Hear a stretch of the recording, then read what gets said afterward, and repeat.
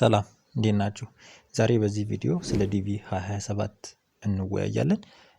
ይህ ቪዲዮ እንድሰራ ያደረገኝ የተለያዩ ስልኮች ይደወላሉና ስለ ዲቪ 27 ትክክል ያልሆኑ የተዛቡ መረጃዎች እየደረሱኝ ስለሆነ አሁን ባለው መረጃ ክሊር የሆነ ኢንፎርሜሽን እንዲኖራችሁ፣ ግልጽ የሆነ መረጃ እንዲኖራችሁ ለማድረግ ነው።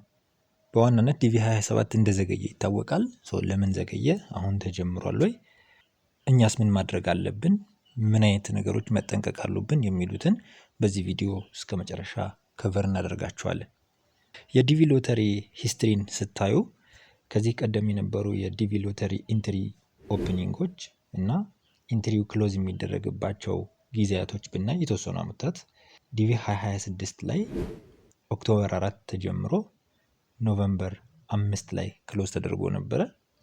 ዲቪ 2025 ደግሞ እንደዚሁ ኦክቶበር 4 2023 ተጀምሮ ኖቨምበር 7 ላይ ክሎዝ ተደርጓል። ዲቪ 2024ም እንደዚሁ ኦክቶበር 5 ላይ ኢንትሪ ኦፕን ተደርጎ ኖቨምበር 8 ላይ ክሎዝ ተደርጓል። ይህን የሚያሳየን ዲቪ ኢንትሪ ኦፕን ይደረግ የነበረው ኦክቶበር መጀመሪያዎቹ ሲሆን ክሎዝ የሚደረገው ደግሞ ኖቨምበር መጀመሪያዎቹ ነው ማለት ነው። ዲቪ 2027 ላይ እየተከሰተ ያለው ምንድን ነው?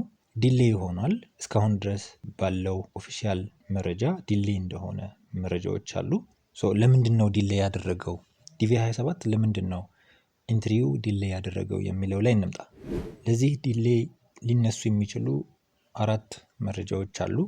ከነሱም የመጀመሪያው ዲፓርትመንት ኦፍ ስቴት በስቴት ዲፓርትመንት ኦፊሻል ፔጆቻቸው ላይ ኖቨምበር 5 2025 ላይ ባወጡት ፖስት ዲቪ 27 ኢንትሪ ፕሮሰስ ላይ ለውጥ እያደረጉ እንዳሉ አሳውቀዋል።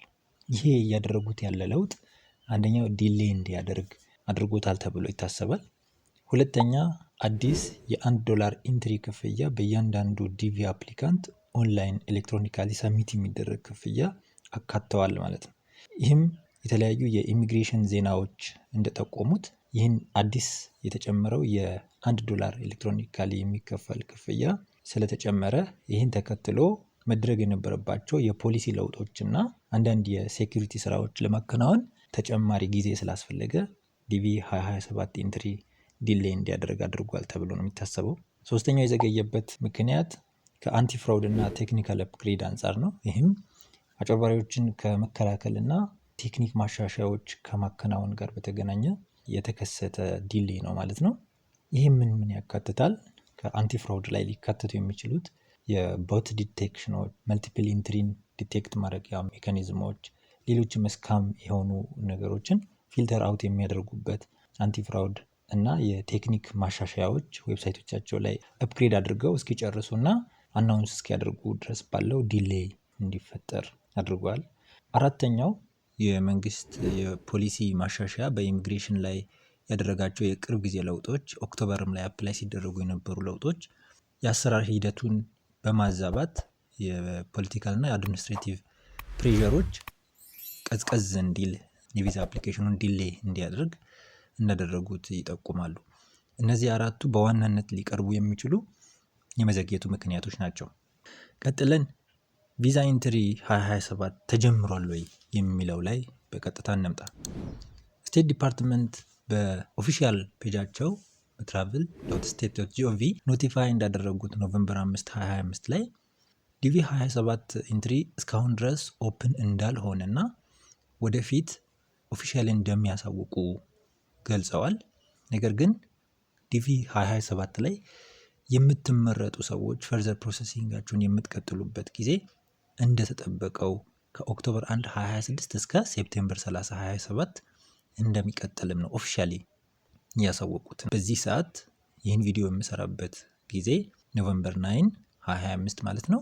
በዚህ ቀን ኦፊሻሊ ዳይቨርሲቲ ቪዛ አፕሊኬሽን መሙላት እንዳልተጀመረ ነው ማለት ነው።